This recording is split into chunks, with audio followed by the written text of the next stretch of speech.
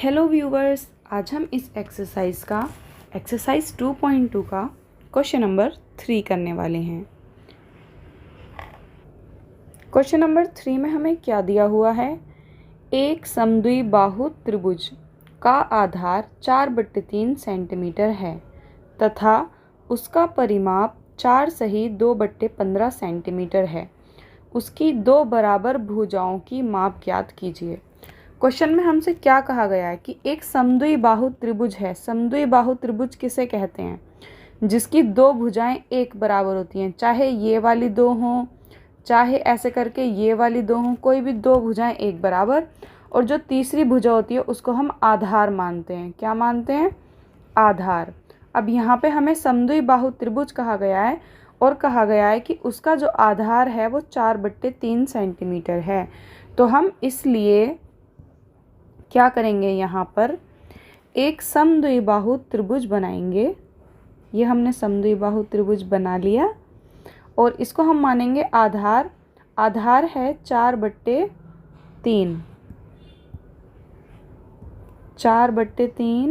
Centimetre, और ये दो भुजाएं हम एक समान मान लेंगे कि जितनी ये होगी उतनी ही ये होगी, और इसका नाम रख लेंगे ABC। अब हमें इसकी दो भुजाएं पता नहीं है कि वो क्या हैं, तो दोनों को x मान लेंगे। इसको भी x, इसको भी x। वैसे हम अलग अलग मानते हैं ना, लेकिन हम दोनों को x इसलिए मान रहे हैं क्योंकि ये समद्विबाहु है ना, इसकी दो भुजाएं एक समान होती हैं। अगर ये 2 मीटर निकलेगी तो ये भी 2 मीटर निकलेगी, अगर ये 10 मीटर की होगी तो ये भी 10 मीटर की होगी। इसमें ऐसा होता है।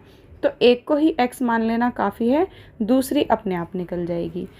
और हाँ, यहाँ पे एक चीज़ और दी हुई है, यहाँ पे परिमाप दिया हुआ है। ये रहा परिमाप 4 सही 2/15। परिमाप क्या होता है?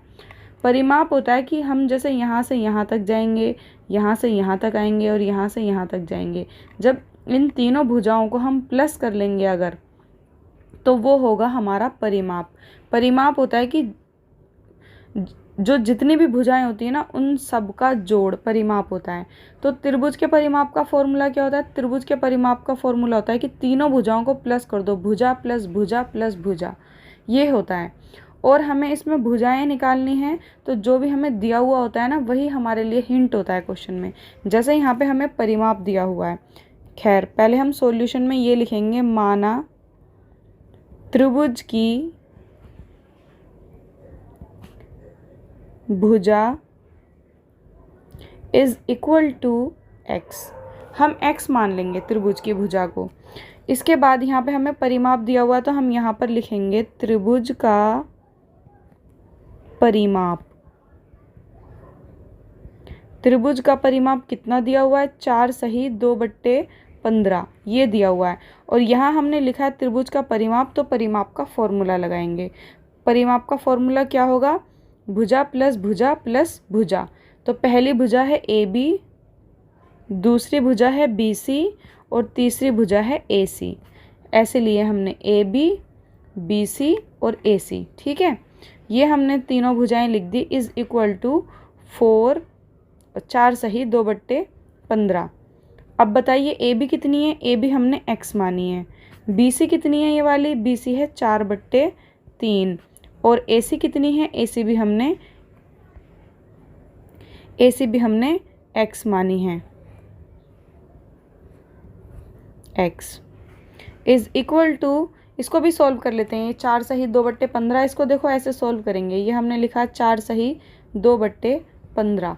तो हम क्या करते हैं, नीचे वाले के साथ पहले गुणा करते हैं। जैसे 15 की 4 से गुणा करेंगे तो 15 चौके 60, और जो ऊपर वाली संख्या होती है उसके साथ प्लस करते हैं। 60 और 2 कितने हो गए? 62। बट्टा लगाएंगे, नीचे जो होता है उसको एज इट इज़ वैसे का वैसे ही लिख दो, 62/15। ठीक है, आया समझ में इसको कैसे सॉल्व करते हैं? 62/15। यहाँ पर x और x कितने x हो जाएंगे? 2x plus 4/3 is equal to 62/15। यहाँ तक क्लियर है? अब देखिए यहाँ से क्या होगा, इसके नीचे कुछ नहीं है तो 1 लगा देंगे। अब ये कौन सी कंडीशन बन गई? वही वाली जिसमें हम इसका एलसीएम लेते हैं। तो 3 और नीचे वाली संख्याओं का एलसीएम लेते हैं, 3 और 1 का एलसीएम लेंगे। एलसीएम ऐसे लेते हैं कोमा लगा के, जब तक लास्ट में एक एक नहीं आ जाता तब तक एलसीएम लेते रहेंगे। बताइए दोनों किसके टेबल में आते हैं? अपने अपने ही टेबल में आते हैं। तो यहाँ पे होगा 3 इक्कम 3 और ऊपर से उतारा 1, ये तो एक ही बार में सॉल्व हो गया। एक एक आ गए तो हमारा एलसीएम आया है 3। तो यहाँ पर हम ऐसे लगाएंगे 3। फिर इस एक को 3 से भाग करेंगे तो कितनी बार में जाएगा? 1 तिया 3, 3 बार में। फिर जो भी नंबर आता है 3 उसको ऊपर वाली संख्या से गुणा करते हैं।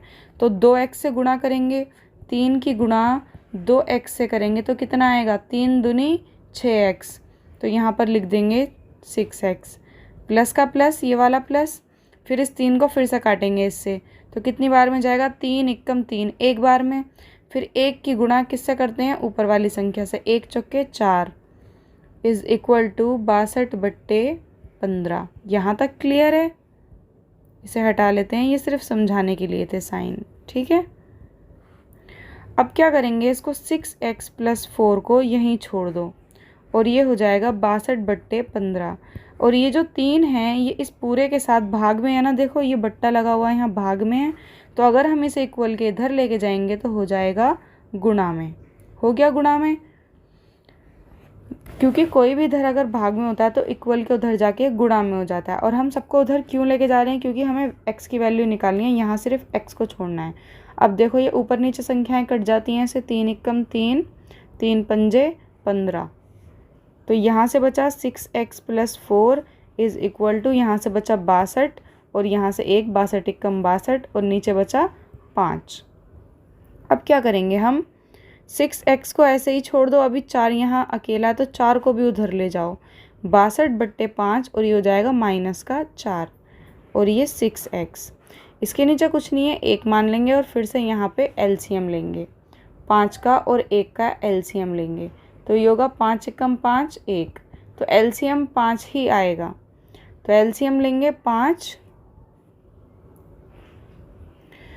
से 5 एक बार में जाएगा, 5 इक्कम 5, 1 की गुणा 62 के साथ करेंगे तो 62 ही आएगा।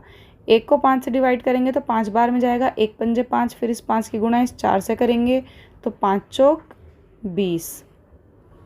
तो ये हो जाएगा 6x इज़ इक्वल टू 62 में से 20 गए 4, ये 2 में से 0 गई 2, 42 और नीचे कितने? 5। इसे हटा दो,